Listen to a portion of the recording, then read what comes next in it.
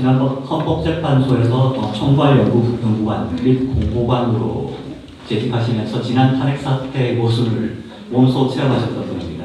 그리고 저항의 의미로 퇴임하셨습니다. 또 배보윤 헌법부회장님 모셔보겠습니다.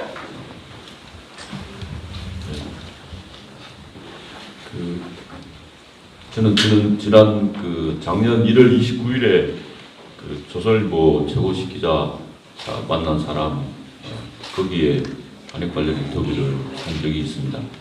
그때 그 기사에 대한 댓글이 한 200여 개 달렸습니다. 그 부분을 이제 낱낱이 읽어서 우리 국민들은 어떻게 생각하느냐를 접하게 됐는데 그 대부분의 말씀이 만시지탄이라는 말씀을 하시고 아니 이게 대부분 가까이 그리고 그 당시에 양심 선언을 하고 하지 그러냐 그런 말씀을 하셨습니다. 사실 법조인으로서 그것은 정도는 저는 아니라고 생각을 했습니다.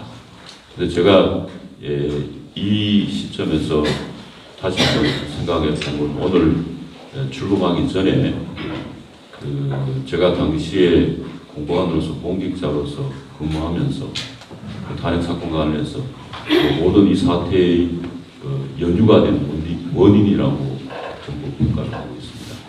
그런 관점에서 제가 오늘 말씀드리는 것은 주장이나 성토를 아니고 제 자신에 대한 참회와 반성의 말씀을 드리고자 합니다. 먼저 여러분들이 잘 아시겠지만 국회에서 탄핵 소추는 제기한 이유는 자료는 최순실 등에 대한 공소장과 언론 기사가 그게 다였습니다. 그 공소장에는 한 구절 대통령 박근혜와 공모하여 그 문구를 가지고 탄핵 소추를 했습니다. 국회의원 234분이 탄핵 소추를 동의한 것이죠. 그런데 이제 헌법재판소 당시에 기존 노무현 대통령의 사건, 탄핵 사건에서도 사실은 국회 소추 이유가 부실의 사실이었습니다. 그래서 변호인단에서 청구인에서 이것은 각하를 해야 된다. 탄핵 소추 사유가 명확하지 않다고 이유가만 했습니다. 그런데 그 판례를 들어서 헌재에서는 이제 그걸 각하하지 않고 본안심으로 들어갔습니다.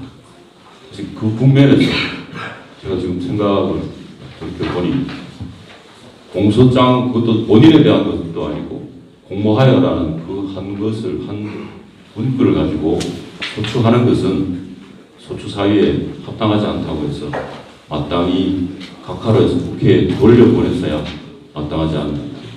근데 그 국면에서 저는 공직자로서 제 역할을 수행을 했느냐라는 면에서는 역할을 못한 점에서 잘못을 반성을 합니다.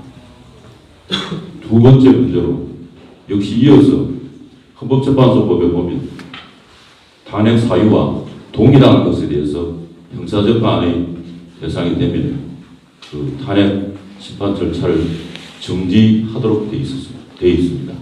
그래서 본 재판을 형사재판을 마치고 그것을 가지고 그것을 전제로 해서 탄핵 사유가 되느냐를 판단하도록 그렇게 되어 있습니다.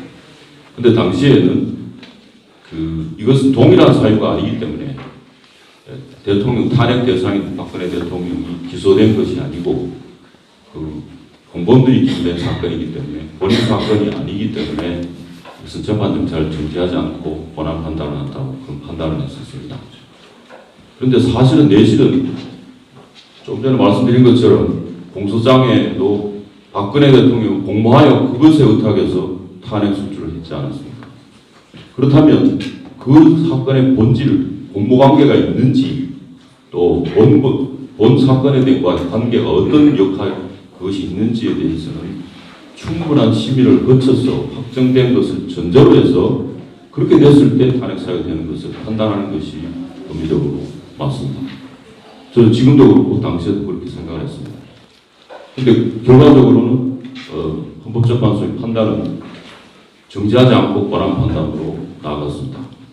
근데 그 점에 있어서 제가 그렇게 생각을 하고 그렇게 했다고 하면 공직자로서 당시에 제가 공보관이었습니다. 그래서 많은 분들 재판관이나 소장님 해서 만날 수 있었고, 그런데 공직자로서 제가 그 제 역할을 했느냐라는 측면에서 깊이 반성의 말씀을 드립니다. 그 세 번째로는 그와 같은 마찬가지의 그 현장 상상에서 그 본안 판단을 할 때 대부분의 청구인 대리인들은 그 최순실 등의 형사 재판 기록 또는 수사 기록을 그것을 가지고 중심으로 증거를 제출하고 증인 신문을 하고 재판을 주로 이루었습니다. 그런데 다른 증거는 그 박근혜 대통령이 직접 신문이나 그 관련된 자료나 이 부분에 대해서는 심리가 상대적으로 미미했고 형사사건 재판 그것을 중심으로 증거 판단을 이루어졌습니다. 더군다나 그 재판에서는 증거가 중심으로 이루어진다는 것은 실제 일어난 일보다 그 증거에 확인되는 증거를 재판을 기준으로 하는 것은 누구나 다 법조인은 누구나 아는 상식에 속하는 겁니다. 그런데 증거를 채택하는 것이 형사재판이나 모든 재판에서는 중요합니다. 그때 그 형사재판 수사 기록을 증거를 탄핵 재판에 쓸 수 있느냐 마느냐의 관점에서 중요한 부분인데 그 점에 있어서는 그 헌법재판소 재판부는 형사재판에 준한 것으로 본인이 동의하지 않으면 채택하는 그런 방식을 쓰지 않고 이것은 탄핵 재판이기 때문에 엄격한 형사 절차의 증거 법칙을 적용하지 않는다고 해서 그렇게 결정함으로 인해서 대부분의 그 최순실 등의 형사재판 기록이나 증거를 그대로 이 탄핵 심판의 그 증거로 해서 사실 인정을 하게 되었습니다. 이것은 아까 말씀드린 것처럼 직접 그 재판을 정지를 해서 대통령이 직접 그 심리를 거기에 관여하고 증거를 형성된 것이라고 하면 그것을 받아들이는 것에 대해서는 문제가 없을 수도 있습니다만 전혀 관련 없고 공범들에 관한 사건 기록을 그대로 받아서 탄핵 재판을 증거로 활용을 한 결과가 되었습니다. 따라서 그 점에 있어서는 저는 다른 생각을 가지고 있었습니다. 그럼에도 불구하고 결론은 그것을 통해서 사실 인정이 되었습니다. 그 점에 대해서 정말 지금 생각을 돌이켜 생각해 보니까 마찬가지로 그 부분에 있어서 제가 공직자로서 제 역할을 수행하지 못한 부분에 대해서 깊이 반성하고 참여하며 죄송한 말씀을 올립니다. 그 탄핵 재판은 사실 제가 이론적으로 헌법 이론적으로 그 내각제의 불신임 제도가 아닙니다. 이게 명백한 본질적인 차이인데요. 대통령제는 국민이 직접 선출해서 신임을 받으면 임기 동안은 그게 보장이 되는 것입니다. 그래서 소신껏 일하게 하는 지금까지 우리 1987년 개정헌법 그 이전의 헌법의 대통령제를 근간으로 하는 그런 게 계속 헌정 70년이 계속 그렇게 이루어졌습니다. 초기에는 내각제를 국함한 것도 있었습니다. 그래서 내각제에는 탄핵 제도가 없습니다. 수상에서 불신임 제도가 있습니다. 본인입니다. 정치적으로 하죠. 근데 대통령제 국가에서는 탄핵 제도는 명백히 불신임 제도가 아닙니다. 따라서 헌법이나 법률에 중대한 위반이 있을 때 지난번 노무현 대통령 때 헌법재판소가 명시적으로 판시를 했습니다. 내란 외환제나 중대한 뇌물이라든지 중요한 경우 국민이 신뢰를 해서 했는 그 신뢰를 명백히 그것도 중대한 위반을 하는 경우에 탄핵을 할 수 있게 되어 있습니다. 그러나 제가 생각하기에는 그것은 정치적 이 헌법재판소의 탄핵 제도를 마치 불신임 제도로 결과적으로 불신임 제도인 것으로 해서 재판 결론이 있는 것이 아닌가 그런 생각을 당시에도 가졌고 지금도 가졌습니다. 그러나 생각만 가지고 못합니까? 제가 사실 그 당시에는 공직자의 위치에 있으면서 그것에 대해서 제대로 설파를 하고 주장을 하고 또 역할을 마땅히 진력을 다해 했어야 되는데 단순한 리포트의 역할만 했는 것에 대해서 깊이 반성을 드립니다.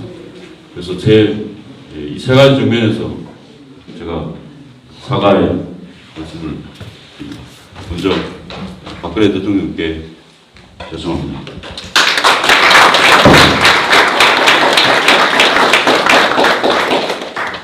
국민 여러분, 송구합니다.